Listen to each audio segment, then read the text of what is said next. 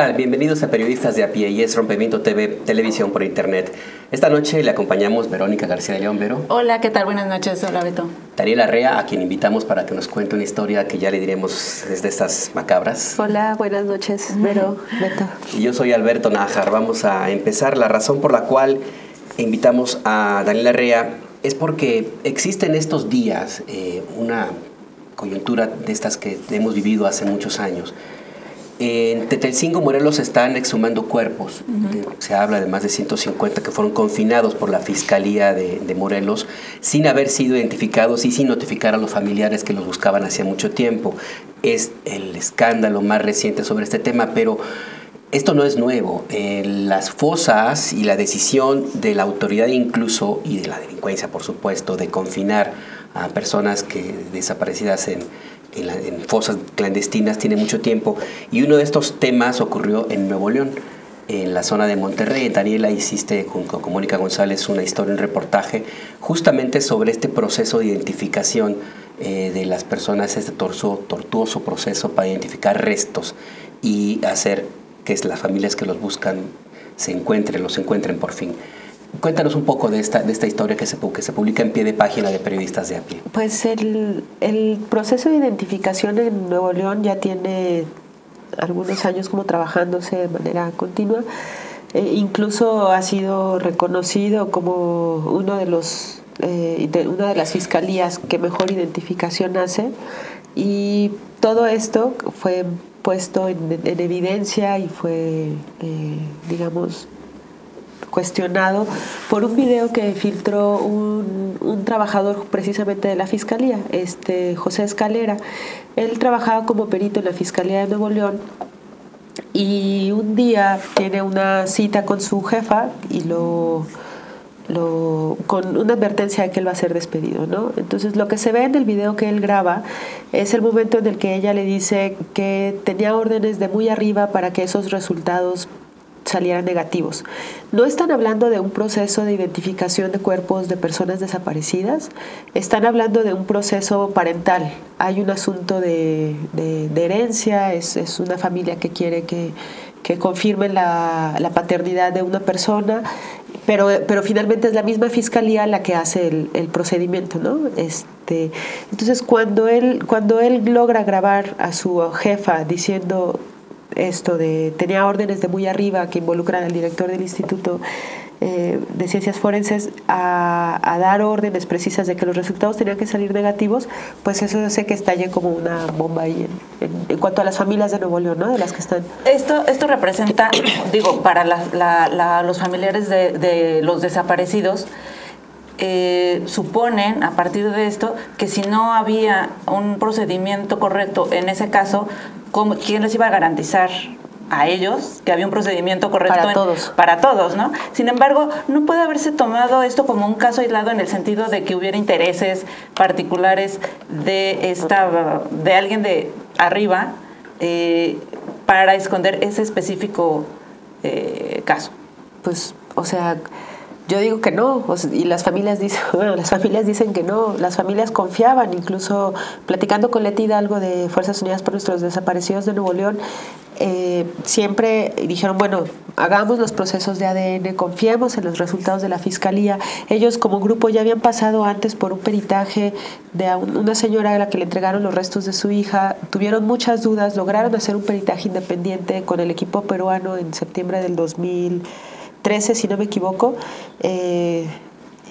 13 o 14, 2014, hicieron el peritaje independiente y se confirmó que sí era Brenda Damaris, ¿no? Que los restos eran de Brenda Damaris. De la chica que estaba buscando. Perdón, de la chica que el cuerpo le habían entregado a la familia con muchas irregularidades, ¿no? Por eso la familia pugna por hacer este proceso.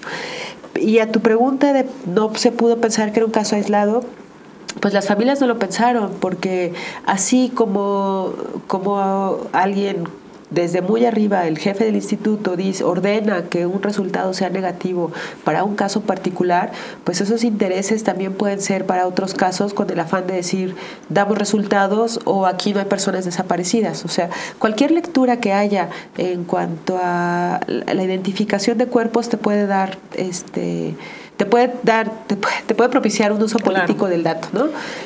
Por ejemplo, identificar, no sé, en Bosnia lo que hacían era los serbios estuvieron haciendo fosas secundarias y terciarias. Lo que ellos querían demostrar era que no había personas asesinadas, desaparecidas, sino que se fueron a su poblado, se perdieron en todo el proceso de la guerra de los Balcanes. Cuando ellos escarban una fosa y echan 100 cuerpos, y luego después de tiempo vuelven, cuando empiezan los procesos de La Haya, vuelven a exhumar esos cuerpos y agarran con trascabos y los ponen en otros y empiezan a revolver cuerpos, lo que ellos pretenden es que no se logre identificar uno solo, porque si tú identificas, entonces vas a confirmar que sí estaban desaparecidos y que sí fueron víctimas de una masacre. Entonces, por eso es bien importante que una cifra de decir, tenemos a tantos identificados, te está confirmando tantos crímenes. La desaparición siempre, o sea, la desaparición es algo inasible que la autoridad puede decir, no, pues no existen, o sea, ese crimen no existe o no lo vemos o no lo cuantificamos, pero cuando tú tienes datos concretos de personas que ya fueron identificadas y en esas condiciones, ese dato ya te da una realidad. Claro, porque, y es importante porque hay que recordar, debemos haber partido por esto, en Nuevo León, particularmente la zona metropolitana de Monterrey, ha tenido episodios gravísimos de personas desaparecidas. Se habla de más de 1,000, creo que, personas que solamente en esa zona ya no están y las están buscando. Y se han encontrado cerca de los municipios aledaños a Nuevo León lugares con miles de restos de personas que fueron que terminaron allí. Y por eso es muy importante este proceso que tú planteas de tener la certeza de que lo que está haciendo la autoridad realmente esté funcionando. Y a partir de eso también existen evidencias, elementos, en el sentido de que se puede manipular un proceso, ¿no? ¿No es así? Sí, y tenemos de hecho un video, no sé si podamos verlo en este momento, como para reforzar esto que estamos platicando ahora mismo. Entonces sí, básicamente ni la Procuraduría ni el Instituto, si se equivocan o saben de un error, no lo corrigen. A mí no me daría certeza realmente un resultado. Si me dieran un resultado a mí, yo pediría un peritaje externo, yo lo procesaría por afuera y yo ya estuviera conforme que tanto un lugar como otro lugar me dan el mismo resultado, ok, ya tengo una certeza del 100%. Pues hemos sufrido la falta de acción del gobierno anterior y del gobierno actual de Nuevo León en la búsqueda y obviamente pues en el encuentro de los desaparecidos, es decir, no los buscan, no los encuentran y pues no nos queda otra más que recurrir a instancias internacionales. Y estuvimos también enviándole el comunicado al gobernador y nada más lo único que alcanzó a decir en un WhatsApp, lo único que dijo cuando le mandamos el video fue, órale.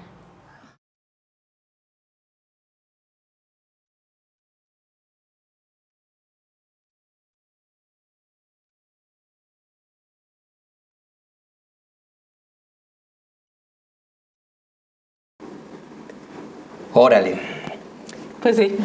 Este es el testimonio del perito José Escalera que, bueno, continuando con el tema del video, ¿no?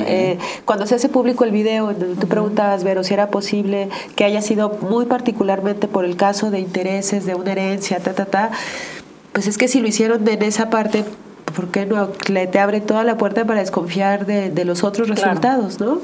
Y sobre todo hay gente que tiene años buscando, que tiene años denunciando. Las familias quisieron poner una denuncia contra la funcionaria a raíz del video y fueron completamente obstaculizadas. O sea, hasta que no dijeron, usted tiene toda la obligación de tomar mi denuncia, no se las aceptaron, pero fueron a la Procuraduría, fueron a la PGR, fueron a la Fiscalía y no había un interés por esclarecer qué había pasado. Y lo interesante aquí es que ustedes pudieron, una vez que despiden a este empleado, ustedes hablan con él y él les comenta, según lo que leí, sobre distintos tipos de errores procedimentales, ¿no? Dentro de lo que era su trabajo. Ajá. Y bueno, es ahí cuando leyendo la investigación te vas dando cuenta que pues sí, efectivamente no fue un caso aislado, ¿no? Exacto, y responde lo que habías preguntado. Cuando nosotros le preguntamos a Escalera que nos relate cuál era el procedimiento que él había atestiguado como parte de la institución, él plantea 3 cosas que son como completamente absurdas, ¿no? La primera de ellas dice que se hacen muestreos aleatorios. Y cuenta el ejemplo concreto de una fosa en donde que la agencia del Ministerio Público número 3 de Nuevo León encontró una fosa con restos, tomaron los restos, los pusieron, supongo, sobre la mesa de trabajo y así dijeron, vamos a hacerle muestras a estos y a estos y a estos y a estos, ¿no? Entonces ellos sacan 16 perfiles genéticos, que son la posibilidad de 16 personas. Pero cuando alguien dice, ¿pero por qué solamente le hicieron muestras a la mitad, ¿no? O sea, saquemos a todos, se dieron cuenta que eran 32, 33 perfiles genéticos. Entonces ahí estabas ya desapareciendo la evidencia de 16, 17 personas, ¿no? Posibles restos. Otro de los errores que él decía era que llegaba un hueso y cuando lo veían muy poroso lo apretaban y decían, no, pues es que este hueso ya está muy calcificado, ya no funciona para obtenerle ADN, y lo desechaban. Desechaban esa muestra sin saber si era la única muestra que quedaba de ese resto. Y decía él, pero o sea, ¿por qué no se guardaba, no? Porque, ahorita en este momento no es posible, o en esta institución no tenemos las herramientas, pero probablemente se le puede obtener otro tipo de ADN, que lo hicieron, por ejemplo, las antropólogas argentinas, obtuvieron el ADN mitocondrial para identificar a la hija de Margarita López, ¿no? Y el tercer error era tener una base de datos en Excel, que él decía que se les llegaba a borrar, que no tenía como toda la seguridad, ¿no? Los candados para evitar filtraciones de números, de registros, y él fue testigo de que se les llegó a borrar la base de datos. Y que encontraban en varias autopsias el mismo perfil genético, sí, ¿no? porque algún copy-paste que hicieron, ¿no? O sea, esto es lo que él nos relata a nosotros. Habría que hacer, a raíz de lo que las mamás de Funden presentaron, una investigación seria para saber qué errores de procedimiento han ocurrido en la Fiscalía y darle a la familia la certeza de que del cuerpo que estén recibiendo sea realmente el cuerpo de su familiar. Porque no olvidemos, y es un punto fundamental que vamos a seguir hablando en el siguiente bloque, que Nuevo León se supone que es la que mejor hace este tipo de identificaciones genéticas en el país de los miles y miles de desaparecidos. Vamos a un corte, no se vaya, es Periodistas de a Pie.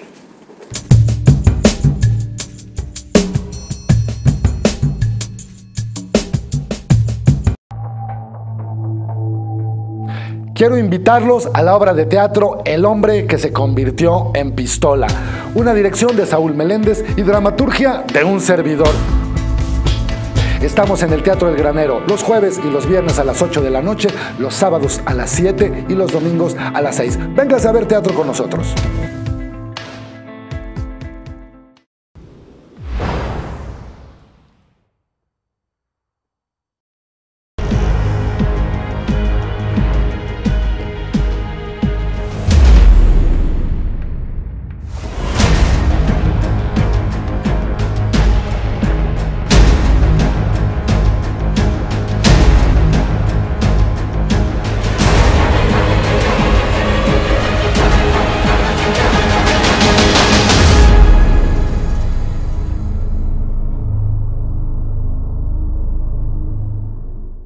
¡Arrodíllese! ¿Para qué? Estoy a la altura de las balas.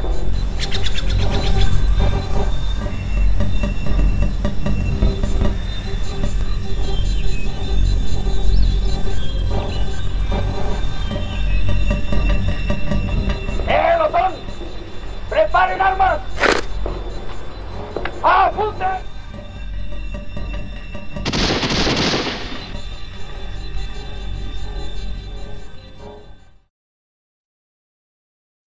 Seguramente ya conoces nuestra aplicación para dispositivos Apple.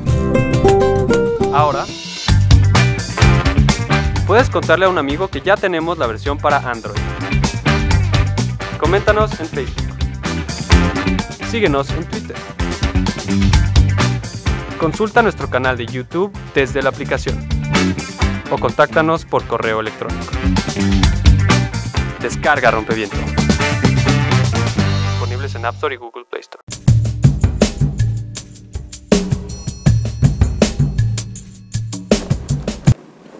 Gracias por seguir en Periodistas de a Pie, lo ve a través de Rompeviento TV, televisión por internet. Hablábamos, Vero, sobre este problema que encontraron Daniela Arrea y Mónica y González. En uno de los estados o de las fiscalías donde dices que tenían mejor procedimiento, ¿no? Pues eso siempre es, o sea, ellos lo han presumido y las familias siempre lo han cuestionado, pero sí, así se conocía esa fiscalía. Incluso organizaciones civiles como la que recientemente recibió el Premio Nacional de CADAC. De Derechos Humanos, ellos en algún momento plantean que trabajaron incluso con la Fiscalía para construir este mecanismo de identificación genética. Trabajaron un protocolo de búsqueda inmediata con la Fiscalía de Nuevo León. Les ha dado, ellos dicen que ha dado resultados. Hay otros grupos de familiares que cuestionan los resultados. Pero bueno, porque es importantísimo este protocolo de búsqueda inmediata, porque las primeras horas son fundamentales para determinar si una persona va a quedar o no desaparecida, sobre todo en un país como yo insisto que es importante este ejemplo en Nuevo León, porque si se supone que este es el mejor lugar, entre comillas, ¿cómo estarán los demás? ¿Cómo estarán en lugares como Veracruz, como Tamaulipas, Jalisco, en fin? Sí, que al menos tiene la infraestructura, ¿no? Justo hablando de infraestructura, una de las señoras que entrevistamos para el trabajo, ella nos decía que, o sea, su hijo desaparece el 2 de julio, el cuerpo lo encuentran 10 días después y se lo entregan 4 años, casi 4 años y medio después, ¿no? Entonces ella dice, ¿por qué tardaron tanto? O sea, ¿por qué si mi esposo se había hecho las pruebas ya de ADN 2 días antes de que encontraran el cuerpo de mi hijo, ¿por qué tardaron 4 años? Y le dijeron que habían comprado un aparato súper guau que de pronto empezó a identificar un montón de restos, ¿no?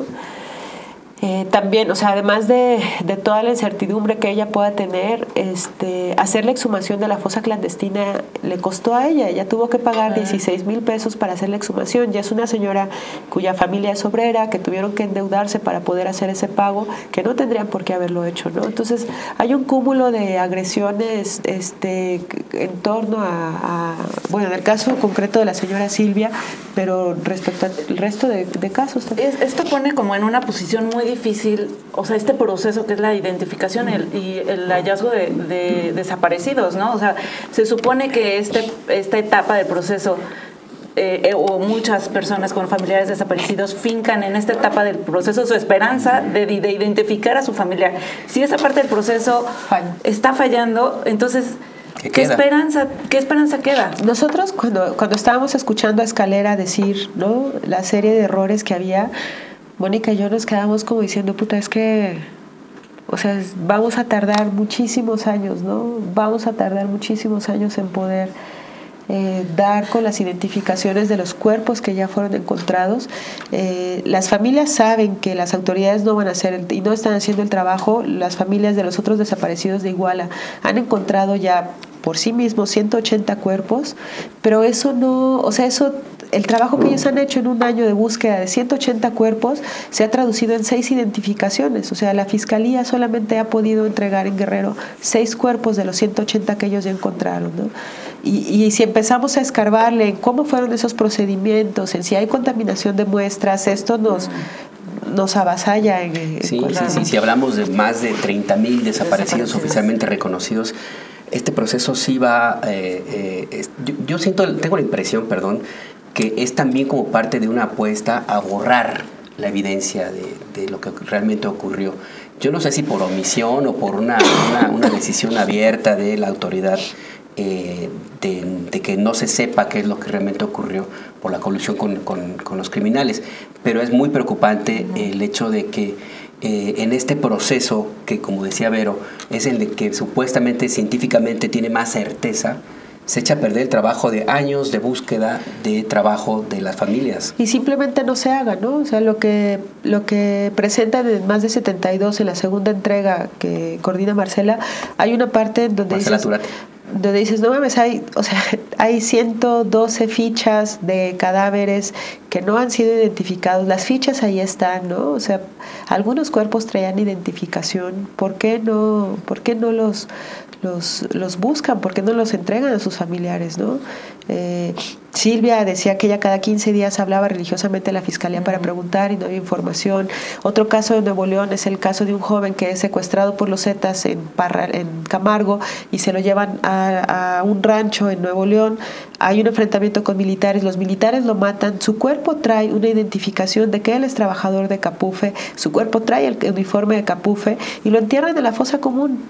O sea, la familia logró dar con él año y medio después, porque la familia lo buscó, pero si el cuerpo tenía identificación y uniforme, ¿por qué no entregarlo, no? ¿Por qué cuantificarlo como un agresor muerto en enfrentamiento con el ejército? O sea, hay un montón de cosas que son básicas, que no tendrían que estar pasando. Y que alimenta la sospecha, lo que platicábamos hace un minuto, es decir, la decisión de la autoridad de que no se sepa. Y ese es el gran problema en ese tema de los desaparecidos y de la violencia que ha generado la guerra contra las drogas, que el señor Felipe Calderón insiste en que no es guerra. Y a propósito de esto, tú trabajaste un libro, Daniela Herrera. Háblanos un poco de este libro que se llama Nadie les pidió perdón. Está vinculado con esto que hemos estado platicando en estos minutos. Es ese libro. ¿De qué va?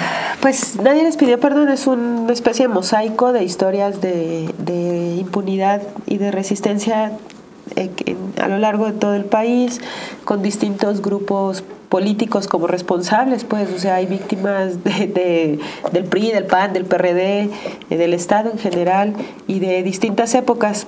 Y el texto, las crónicas, lo que quieren reflejar es cuestionar plantear cómo es que el Estado, esa cosa que nos dijeron que surge para proteger al hombre del hombre, pues en realidad lo que estamos viviendo en México es que el Estado es el principal corruptor de la sociedad, ¿no? Policías que torturan, mujeres militares que curan a víctimas de tortura para que vuelvan a ser torturadas, ¿no? O sea, fuerzas de Brigada Blanca que secuestran guerrilleros y que los torturan también en sótanos militares. Como algunos de los casos, está también el caso del News Divine, donde policías hicieron un operativo bajo orden de Joel Ortega y murieron 12 personas, 9 jóvenes y 3 policías. El caso sigue impune. Todos estos casos son impunes. En realidad yo no podría decir que haya un caso en la justicia mexicana que no tenga una verdad histórica y que sea realmente una mentira histórica. Y son casos que empezaste a reportar, que reportaste de 2010 a la fecha, a 2015, ¿no? Entiendo. Sí, o sea, hay casos que no están en esa temporalidad, pero el trabajo de reporteo más o menos fue en esa época. Ajá. ¿Y cómo elegiste? O sea, ¿qué te llevó a elegir estos 10 casos que estás presentando? Me imagino que has conocido muchos más. ¿Qué fue lo que te llevó a escoger estos 10? Porque en esos casos había una participación directa del Estado para agredir a una comunidad o a una persona, por un lado. Por otro lado, porque el caso permitía cruzar la pregunta de qué puede ser justo, qué puede ser la justicia después de tanto daño y después de que quien te agrede es el mismo Estado al que tú le estás apelando justicia. Y la tercera, que es para mí la más importante, son como luces de mucha dignidad y de mucha resistencia de las víctimas, de los sobrevivientes. Y no solamente una resistencia política, sino también una resistencia cotidiana, íntima, en sus casas. Y para mí era muy importante plantear las distintas formas de resistencia que puede haber, ¿no? Por ejemplo, el caso de Liliana, que su esposo está desaparecido, fue desaparecido en San Fernando cuando ella estaba embarazada.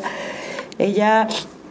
Su proceso de resistencia no es pelear contra la autoridad, sino tratar de criar y de educar a un niño que sea feliz, ¿no? Entendiendo que ese es el mayor compromiso que tiene con su esposo desaparecido. Y pues sobre todo es un libro muy doloroso, pero también es un libro que, todo ese dolor que hay en ese libro no podría surgir si no hay antes muchísimo amor, ¿no? Y para mí es bien importante como rescatar estas señales de amor que de alguna forma es, pues no lo que nos hacen dar esperanza, porque no sé si la esperanza puede ser todavía una palabra, sino que nos permiten como estar tercamente caminando hacia algún lugar, ¿no? Tratando de imaginar otra forma de vivir, de darle sentido a la tragedia que les ocurrió. Porque al final de cuentas es justamente esta parte que tú acabas de mencionar, la resistencia particular de todas y cada una de las víctimas, familiares de las víctimas, es lo que a final de cuentas construye esta decisión de que un país tenga o no acceso a la verdad de lo que vivió. Lo hemos visto en otros procesos en Europa, en Sudamérica, en Centroamérica muy poco, pero existe esta idea de mantener la búsqueda de la verdad, la memoria, que es fundamental, ¿no crees, Daniela? Sí, yo creo que ahorita nuestro reto es tratar de imaginar algo, o sea, alguna forma en la que todo esto pueda encontrar sentido. Justicia, yo no sé si justicia, yo no creo que la PGR vaya a morderse la cola castigándose por las malas investigaciones que hizo, o que el Estado sancione a sus mismos funcionarios que, o sea, yo no creo que eso vaya a ocurrir. Reparación, ¿qué reparación es posible después de tanto daño hecho? Entonces yo creo que más bien como personas, como ciudadanos, nos toca imaginar otra cosa. A lo mejor todavía no lo sabemos, como dice uno de las personas que entrevisté para este libro de los sobrevivientes del coche bomba. Él dice, bueno, pues es que estamos caminando en medio de la tormenta, no sabemos a dónde vamos, no sabemos si vamos a llegar, pero ahí estamos, ¿no? Como tercamente caminando. Y yo creo que eso es lo que yo veo ahorita, ¿no? Yo no veo un horizonte de justicia, yo no veo un horizonte de legalidad, yo no veo un horizonte de Estado de Derecho, pero eso nos obliga a nosotros a imaginar algo, alguna cosa. Claro, y una forma también de alentar este camino, de ayudarles a quienes lo están emprendiendo, es justo la denuncia de lo que no se está haciendo bien, como fue el tema que empezamos en este programa, es decir, las fallas para la identificación en un proceso que científicamente es la última esperanza para muchas familias.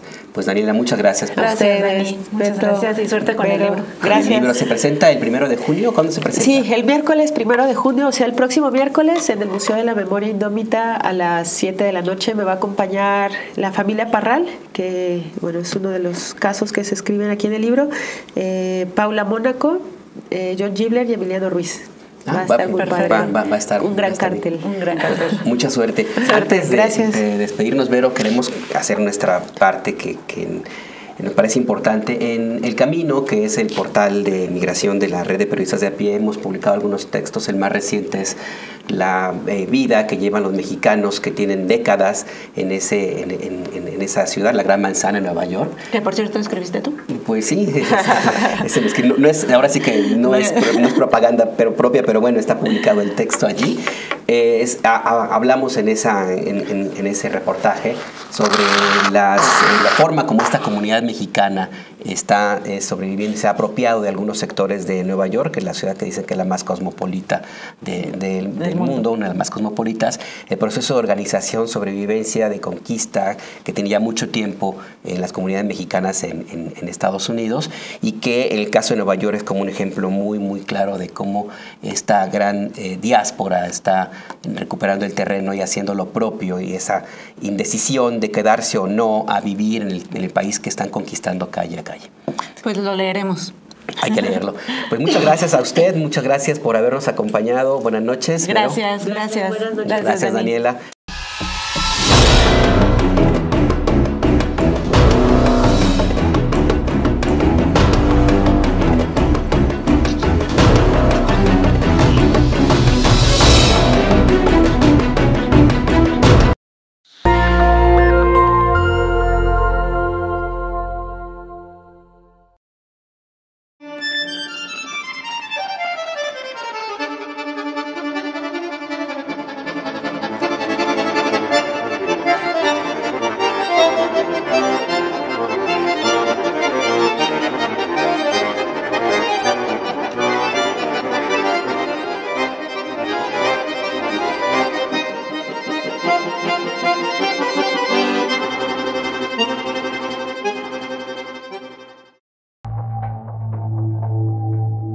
Quiero invitarlos a la obra de teatro El hombre que se convirtió en pistola, una dirección de Saúl Meléndez y dramaturgia de un servidor.